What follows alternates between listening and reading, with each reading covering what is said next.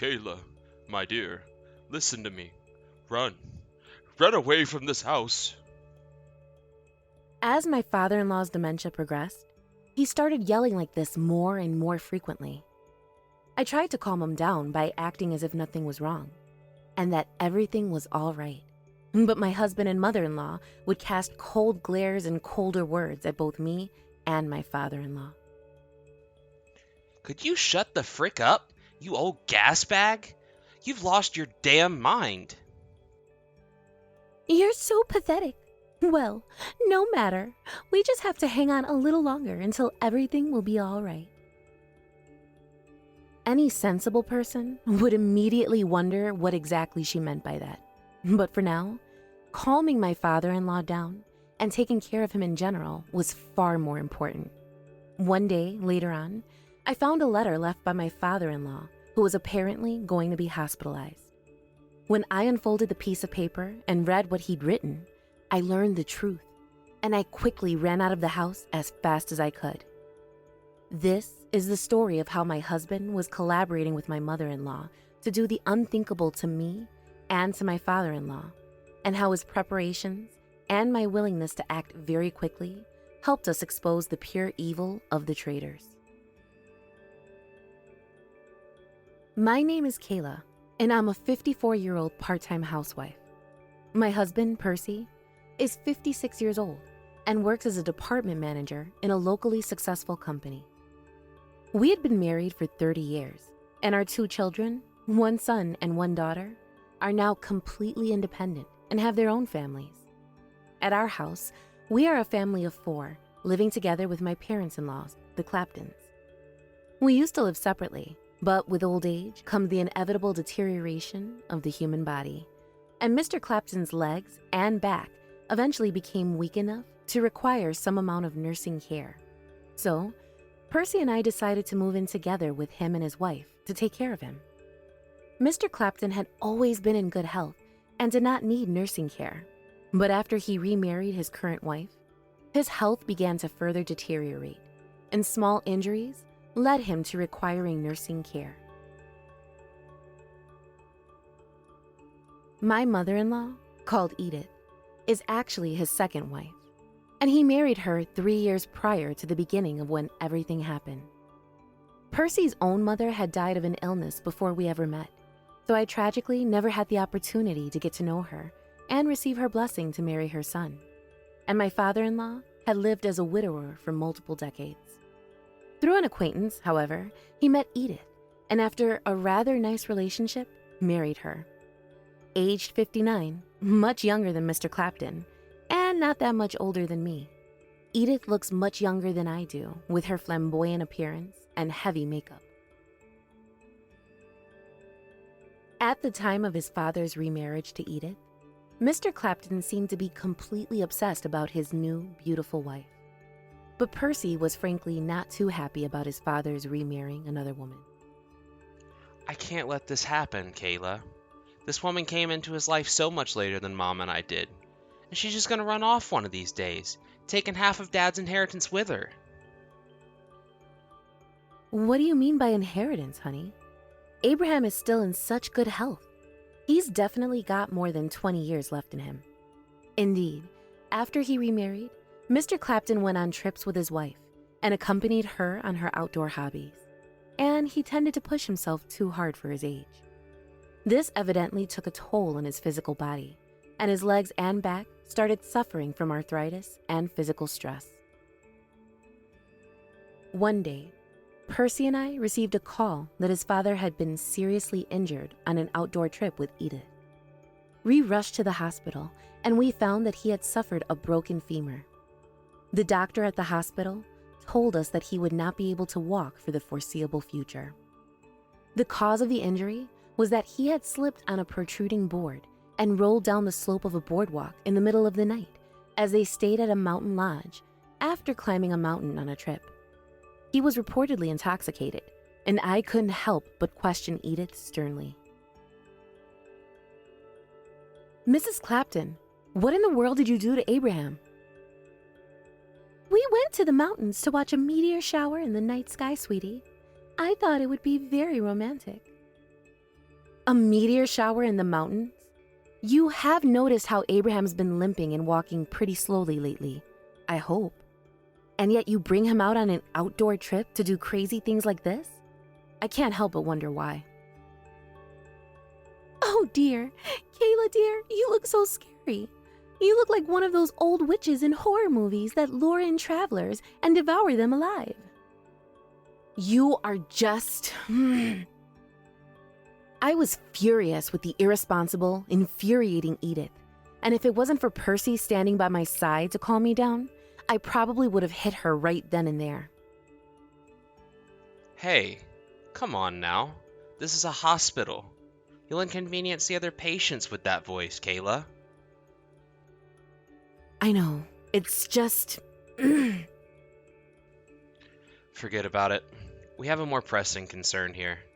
Now that Dad can't walk anymore for a while, at least, he needs help. It was fairly obvious about what we should do. I took care of Mr. Clapton as much as I could while he was in the hospital, and by the time he was dismissed, we had decided to move in with him and his wife to take care of him at home. Mr. Clapton felt very responsible for disrupting my life, as he claimed, and said to me apologetically. I'm sorry for the trouble I've caused you, Kayla. I didn't think I'd need any help for another while, as I didn't want to impose upon your kindness. But life can be so cruel at times. Oh, please, Abraham, don't worry about it. You've taken such good care of me and Percy up until now, and this is my way of repaying you for your kindness. Let's do our best in the rehab, okay? Since I was working part-time, I brought in a helper and used a daycare that offered rehabilitation services for the time that I wasn't home to do everything myself. Edith wasn't particularly happy about the additional services her husband was using for his recovery and often complained to me about it. Using social services to get him better is a waste of money, Kayla, and I didn't give permission to use such services to begin with. It was Abraham himself that signed the contracts for the social services, Mrs. Clapton. Perhaps he thought he needed all the help he can get. He's managing everything, and he's using his own money to pay for everything. He doesn't need your permission. A waste of money, is it? What are you talking about? Pray tell, I wonder what you consider Abraham as. A husband, I hope, and not some nuisance or obstacle. Shut up! Just shut up! It wasn't supposed to be like this. Edith was less than useless when it came to taking care of Mr. Clapton. She was adamant on the fact that she was not going to phase in this carefree attitude and help out in bringing him back to health. She started going out day and night, leaving the care of her own husband to me and the helpers that stopped by every day for a few hours. Mr. Clapton called me over one day and said to me with a taciturn tone of voice, When I married Edith, my dear, it felt amazing. I felt like I was young again, and I was having a wonderful time together with her.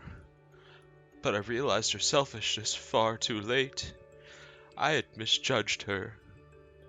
Hearing his words and considering his past, what with his first wife passing away so early in life, I felt sad myself. One more reason why his words made me sad and pensive was because it was around that time that my marriage with Percy began to deteriorate as well.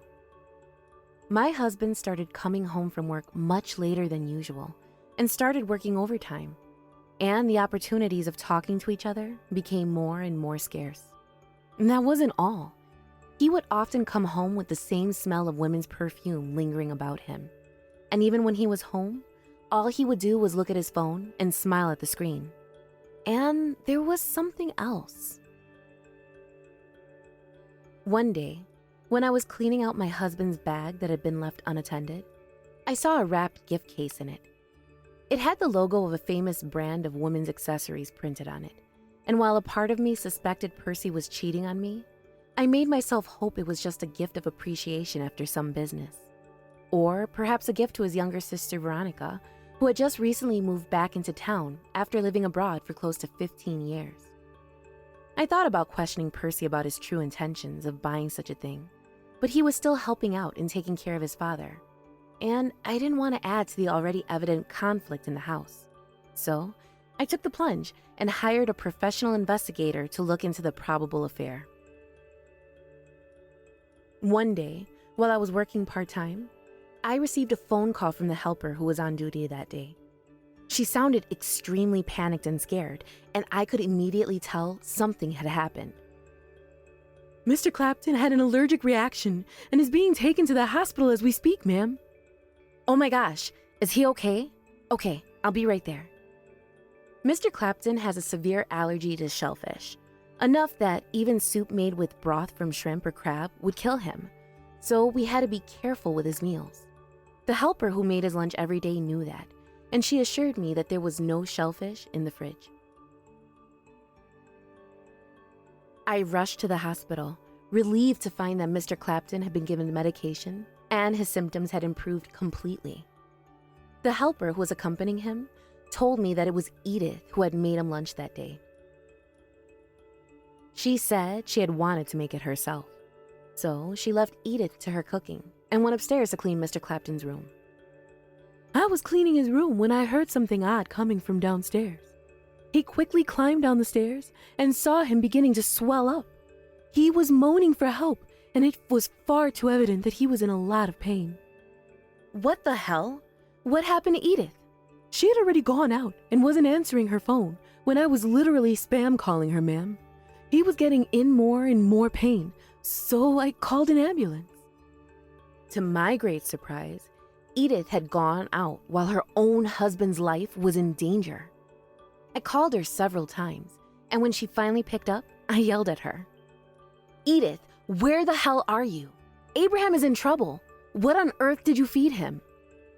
"You were nagging me to take care of him, so I thought I'd make him a meal for once. I thought it was the least I could do since I knew he liked my cooking, and I made him his favorite fried rice. Why do you have to frickin' yell at me, eh? Along with the rice, I just served him a salad from a convenience store." "You know Abraham has allergies, and we have to be careful with everything. The dressings in those box salads sometimes have crab or shrimp extract in them, Edith, and that alone could be disastrous." "I'm just done. I can't take care of him like this," she snapped before hanging up the phone. Mr. Clapton, who was lying on his bed listening to this transaction, became completely depressed and instantly seemed to age 10 or 20 years. I became more worried about him than angry at Edith and focused my energy on consoling him. I consulted with his doctor and asked for a prescription of medicine to be used in the event of another such incident so that we would be prepared in case of an emergency. However, after this event, I began to notice changes in Mr. Clapton's behavior, and it wasn't good news at all. He started forgetting things more and more often and began saying things that didn't add up to reality at all. I would cook lunch for him, and he would not even touch it, and instead he would say something like, "Oh, wait a second, I just ate dinner, didn't I? Whose food is this?" Sometimes he would just completely forget what he'd just eaten, and Edith would scoff at him and say, "He's completely lost his mind, you know. He can't even remember what he just ate a few seconds ago. Stupid gas bag." "Edith, please don't talk like that." Mr. Clapton seemed to quickly cheer up whenever people said kind words to him, and he never did anything violent, so I thought he was suffering from a mild form of dementia. But gradually, his dementia seemed to be progressing, and he started to have these intermittent outbursts of yelling nonsensical things from time to time. Oh my God.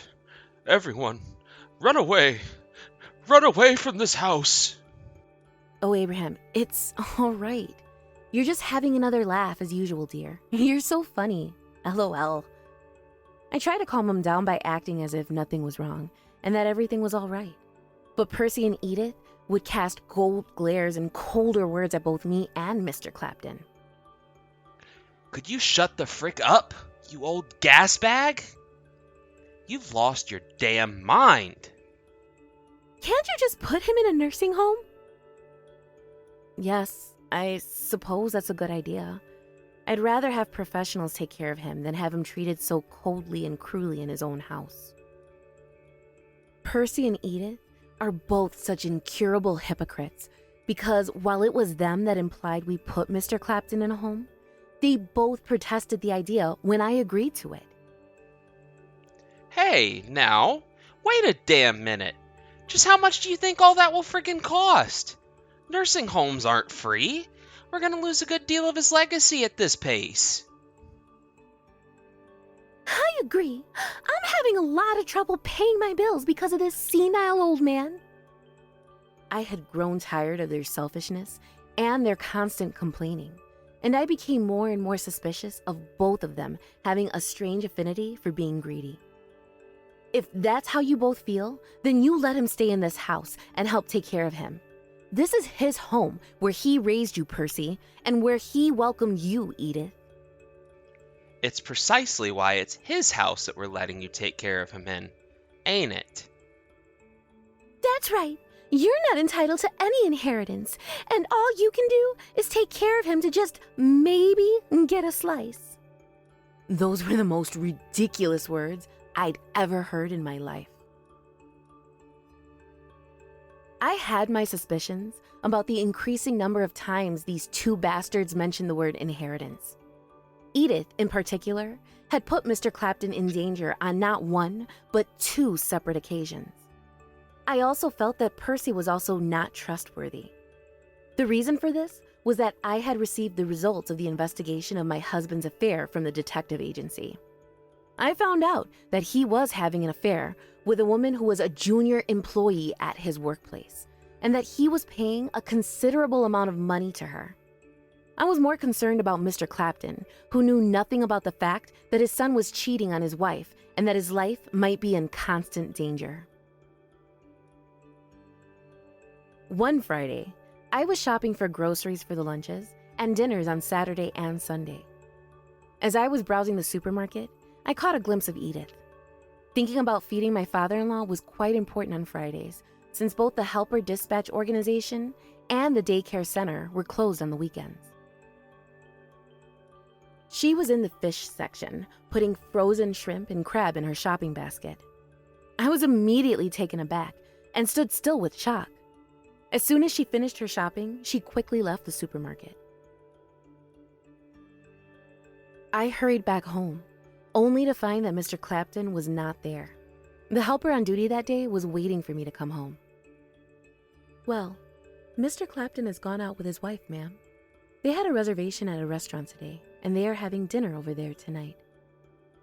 She went on to show me a certain letter Mr. Clapton had left us. When I read the name of the restaurant, I was relieved. It was a restaurant that he had frequented for decades, and he was personally very good friends with the head chef, who knew about all of his allergies. The helper then gave me another letter telling me she was forbidden from opening, and that she was to give it to me directly. She then packed up her bag, bid me goodnight, and left. I opened the letter, which was just a folded piece of notepad. The helper had retrieved it from the living room by the telephone. I unfolded the piece of paper and read pretty much the same words that Mr. Clapton sometimes shouted out loud in his outbursts. "Run away from this house!" Remembering Edith's shellfish shopping spree, I opened the kitchen cupboard where his medicine was supposed to be, only to find the bag of EpiPens gone. In its place was yet another letter, but this one had apparently been written in advance, and it was written in my father-in-law's beautiful handwriting. It really didn't seem possible that he was suffering from dementia as of then, because it was as polite and well-written as always. And this is what it read. "Kayla, my dear, if you are reading this letter, I assume you are still at home. You must listen to me. Run. Run away to a safe place. Immediately. I have the EpiPens, so I can protect myself in the event of an emergency. My son and wife are working together on something terrible. They want to harm us, maybe even kill us. You need to contact this lawyer as soon as possible and tell him everything you know. He'll know exactly what to do. Don't worry." My father-in-law kept this letter in a cupboard in case I didn't believe the first message. As I mentioned, it was in a particular cupboard where we kept his EpiPens. If you don't know what those are, they're a thin syringe shaped like a pencil that injects epinephrine, also known as adrenaline, which is a hormone that counteracts allergic reactions. It was precisely what we needed in case of anaphylaxis, which is a life-threatening allergic reaction, and only my father-in-law and I knew where we kept them. I decided to follow what Mr. Clapton's letter said. Then, I heard the front door open quietly. Someone had entered the house with stealthy footsteps. I quickly hid in a tall, narrow closet. Someone looked into the kitchen and then into the living room. I peeked out from the shadows and saw a man of similar height and build to Percy, wearing a black coat with a baklava hat covering his face, and holding what looked like a rope in his hand. My teeth chattered and rattled with fear, but I forced my feet to move, strode to the kitchen door, opened it quietly, and ran out at once. Behind me, I heard a voice that sounded a lot like my husband's calling for me. I didn't dare turn around and kept running barefoot. That must have been my husband. What was he going to do to me? What was he going to do to me? I don't remember how long I ran, but by the time I got to a busy sidewalk near downtown, the soles of my feet were beginning to peel off completely, and I had developed bleeding blisters. I was still shaking, but I called the number Mr. Clapton had given me, the one of his lawyer, and told him what had just happened, and he immediately came to pick me up in a cab. I was worried about Mr. Clapton, but according to the lawyer, he was already in the hospital receiving treatment, and his condition was stable. Just as I feared, he'd gone into anaphylactic shock after eating a few bites of food at the restaurant, but he was able to inject himself with an EpiPen on the spot and survive the reaction. His allergies had been thoroughly addressed by the restaurant owner and the head chef, both of whom Mr. Clapton knew well personally. But somehow, the shrimp and crab broth had gotten mixed in with the food. The restaurant staff, at his request, went through Edith's belongings and found a small bottle in her bag containing that container of shrimp and crab broth that had probably been heated in a microwave. A security camera also showed her adding the broth from the bottle to his food. My father-in-law went to the hospital as a precaution, and after the restaurant called the police, Edith was arrested on charge of assault. According to Mr. Dotville, Mr. Clapton's lawyer, my father-in-law had become suspicious of his wife after she put him in harm's way and asked a detective agency to investigate her behavior. In order to gather more evidence, he had pretended to have dementia in order to catch his wife off guard. The investigation revealed that Percy and Edith were working together to harm us both. Edith had mixed in an ingredient to which he was allergic in his food, and he wanted to catch her red-handed by eating the contaminated food, knowing she had poisoned it. Mr. Dotville then told me about a conversation he had with my mother-in-law that was recorded to prove that Percy and Edith were in cahoots. It was a truly horrifying conversation. I saw you go into a hotel room with a young woman the other night. I don't know what you're talking about. Don't play dumb with me, Percy. Look here, I even took a photograph of you two stupid lovebirds. You know that if word got about your little affair, and Kayla finds out, she'll divorce you and demand you a huge bunch of alimony, right? I'm willing to negotiate a price to keep my mouth shut. Look, listen. She's pregnant, and I have a lot of responsibility for raising the baby. By which you mean? She sounded pretty darn sarcastic, making me realize how good a manipulator Edith truly was. Give me a break, woman. I need all the money I have so that I can at least give them both a decent life. You think you need a break? I'm also up to here with this stupid, boring-ass life of mine, all because your frickin' geezer of a father is strict on me and won't give me any money to spend. Not to mention that frickin' hag, your wife, has her hands all over my wallet too. We'll find a way to still get more money, Edith. I know we will. That old man still makes so much money. And he also doesn't even remember what he ate after 10 minutes. What with the dementia and all? It's going to be easy to take his bacon now. How about we do what you did the other night and give him an allergy? That's a good idea. But you still cheated on your wife. And you're gonna have to pay alimony, even if the old man disappears. Kayla's so freaking serious. She could theoretically do the job on her own like herself after having a brutal phase of nursing depression. That's good. That's good. I provided this recording to the police, and they brought my husband in for being an accessory to Edith's crime. According to the police, the man in the black coat who broke into our house that day, targeting me, was indeed Percy. I was staying at a business hotel that my lawyer had arranged for me, and when my husband's arrest assured me I was going to be safe, I called my children and told them what had happened. The children were very surprised at first, then immediately turned furious.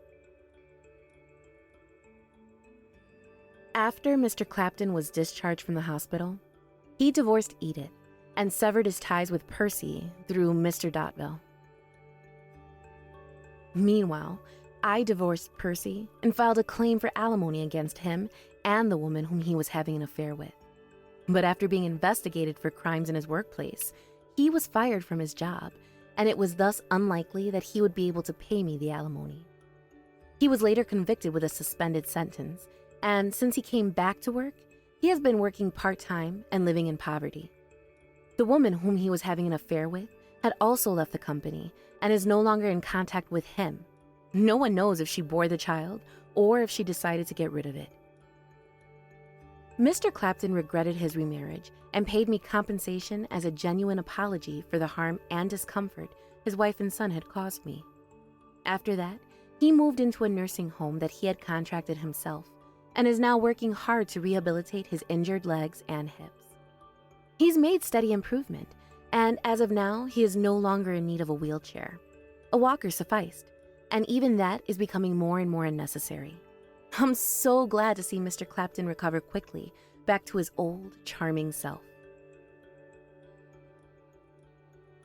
After my divorce with Percy, I contemplated keeping in contact with Mr. Clapton, because while he himself is such a sweetheart, talking to him could potentially bring back some trauma from when Percy attempted to hang me with a rope that fateful night. I eventually decided against becoming incognito because he was nonetheless a very important grandfather to my children. So, I rented an apartment within walking distance of the nursing home he moved into so that I could take care of him and run errands for him. I convinced my parents that I would continue to take care of my ex-father-in-law after the divorce. So I decided not to move back to my parents' house after the whole thing with the legalities. I found a part-time job near my apartment and turned over a new leaf. I will decide for myself how to live my life from now on, and I hope I will always do what I think is right and walk on the right path towards retirement and beyond.